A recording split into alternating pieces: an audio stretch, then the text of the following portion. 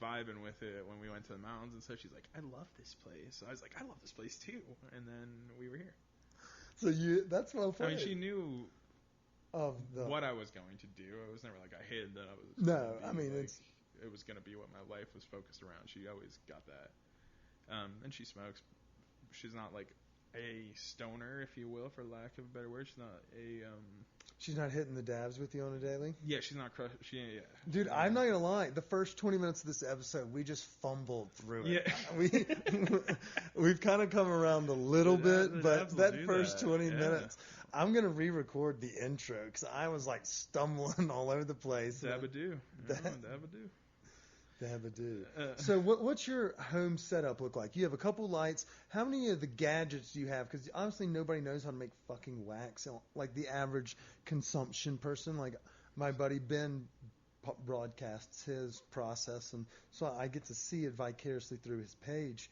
But like, how many fucking tools and toys do you have to have? Man, I have glass. There's a few glass pieces. Are you heavily entrenched in the glass world? To say I'm heavily entrenched would be probably an overstatement because I have friends that I'm learning that it's I've been started following these like groups and it's huge. It's fascinating. Yeah. I got homies pieces. who have houses worth of glass. Yeah, one of our guests came in here and he was like, he put down like a nice bean bag he was like, no, this is he's like, this doesn't touch hardwood. And I was like, I'm so sorry, I did not realize. It's like this doesn't touch anything hard. Yeah, they use distilled water. Yeah, I get it. I mean, I have expensive glass too, but I have friends that make me look like I don't know what glass is. So. I mean, I won't say that I'm like heavy, but if you're just a person off the street, like what's your collection look like? Glass. I have probably like 6. Maybe like 4 that are all right, 2 that are very nice. I mean, very nice by what standard? Some of these things are $75,000 or more. I mean, shit. It's whatever somebody's willing to pay. There's no price tag. Yeah, exactly. There's no way to measure the value. And some of this glass, like it's Facebook, and I had to get off Facebook last year pre-election because I had the same one from high school on. And I was like, I can't do this anymore. And rather than purging, every fucking business classmate I had my freshman year, I just deleted the account. Yeah. But I wish I hadn't because I lost some of those cool clubs. But I've started to kind of do it again with the second page and nobody knows who I am. So I can just go look around. It's so much better. And these pages are fascinating. This work is amazing. Glassworks is amazing. Unbelievable. Dude. It's crazy, dude. There are some people making some of the most intricate artwork. Works of art. I mean, we've been talking never art. seen buck glass before. And there's competitions. Like there's wild conventions with thousands of people and hundreds of thousands of followers watching on YouTube and stuff. I've started to learn more about it as I get more and more involved in the cannabis industry. Collectors, true collectors. It's wild. It's pretty gnarly stuff. It's really cool. All right, so I have a couple questions. You've got to be, I know you talk about marijuana and you like to be in the scene with it. Let's talk about when you take off the work hat. We're going to have to purge a lot of that earlier episode. So now folks are going to get to know a little bit more about you from the personal side. But before we get started, I want to give a quick shout out to our friends over at Cali's Cannabis. They may not have exactly what we're hitting on today, but they've got something for everyone. You mentioned the dialed-in gummies. I'm a big fan of the Wilds. They do gummy deals during the week as well. They have great discounts on flour for those that are just trying to grab some casual eighths. Swing on through the Rhino location, 31st and Larimer is my jam. Also in Denver is 8th and Kenosha Court. All right, so I just dropped a bunch of knowledge on those folks, including random addresses, but we're about to ask you to do the same. So the first question of the day is, if you're not at work or throwing parties, where do you like to go out and just enjoy a cocktail? Man, my favorite place to get a cocktail has got to be Death and Company. Rhino? A little earlier, right in Rhino. I stay in Rhino, to be honest with you. You live over there? I lived in Rhino for years and recently moved. I guess Sunnyside area, You're still not far off. It's 38. I'm still there every single day. I'll still be there every day. That's not a bad happy hour spot. I like it. And so what is? I guess if you live here in Denver, is that your hobby, or do you and the wife here are y'all outdoory folks? What's y'all's hobby of choice? Man, my hobby. it's can't it's say corny weed. to say, but Can't say weed.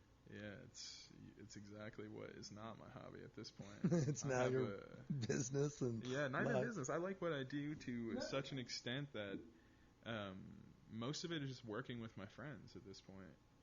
So like even like I'm going to a trade show, I'll be working for hours and hours and stuff like that. But like I'm going, a bunch of my you're going to hang out with your buddies in Chicago. Friends are going to be there, and I'm going to be in Chicago. It's so like what I do as a hobby. I'd say I go check out new spots, like try to meet new people. What's your favorite city to visit? Favorite city to visit? Barcelona. I was trying to go. I was going to Spanish. I know. God damn it. Well, March. We're going in March. We just gave a shout. I'm going to be doing a whole supper club there in March. It's going to be really cool. Fuck yeah. Well, count us. I'll be there with bells on. I already said, oh, man, I just saw her break her leg. We got the Olympics going in the background. All right, so favorite. Where's your date night spot to take the old lady? Date night. Oof. Man, I usually like to cook for her on a date night. So do you actually cook some of these dishes, or do you let, like, you bring in, obviously, like, A-plus chefs? I've met some of them. Mm-hmm. You mentioned that you work with a bunch, but do you also whip it up in the kitchen? What's your go-to? So I definitely whip it up in the kitchen. I would not say that I am I'm not like these guys that I'm working with for sure, but I can get down. What's your go-to dish if you're trying to, like, make panties wet? Man, make panties wet. Mine's much different than like my go-to. My go-to for me versus panties wet, I'd probably make some duck. I hit it like maybe roast a whole duck, or maybe some duck confit, some duck leg, some risotto. What's your go-to at home for? Let's say you're cooking for Tuesday night after you did an episode of the podcast. Man, I'll sous vide a steak. That's what nice little hit the sous vide with the. Like ribeye, maybe from one of those Snake River American Wagyu ribeyes. There you go. That reminds me of my buddy, this Local? Jew Q. Shout out to him. He had twins this week. Oh, he's all right. a wizard with the Snake River meats. They do bring some A-plus shit. That is quality stuff. I'll have to tag them in this so they can hear it. But I applaud the quality of their meat. Okay, here's a question we like to ask our guests, and I think you got this. As we settle in, we're in a groove here. Let's say you worked a long night at a Denver trade show, or just worked a long night. Maybe your clients got way too high and threw up on the table, or maybe they were just assholes and you had a Karen in the group. But either way, you just can't wait to get home and get to the couch. What's that one snack that you need before you go to bed? That like comfort, kick your shoes off, I can enjoy. It's always in the pantry, refrigerator, or down the street. Man, that's a loaded question. It's a loaded question. And it's to a dabber, it's probably hummus, man. That's not a weird answer. That's the go-to. It's like it's in the fridge. Now here's the question there for that. What do you dip in it? And don't tell me vegetables. This is a PETA podcast. No. We ain't gonna go. We're not going there. These what are they? Nortons. My wife buys something. Mortons or Nortons. The PETA chips. Everything. She can't have gluten, so they're gluten free. They're like rice chips, but they're smacking, bro. They hit? Yeah, they're good. So I guess in Sunnyside, are y'all shopping at Locavore? Locavore. I'm in Locavore every once in a while. I was just thinking of like where you would get dank ass hummus and from a grocery store. So the best hummus in this city, I'm convinced of it, that you can buy that is packaged. Is from Shish Kebab Grill over right in I don't know. Look it up. Shish Kebab Grill, maybe Midtown 20, I don't know. Near the Capitol area, whatever the hell that is. Okay. That is, wow. A little Syrian family owns it. Wonderful people. And they package their hummus up. And if you try the hummus, you will...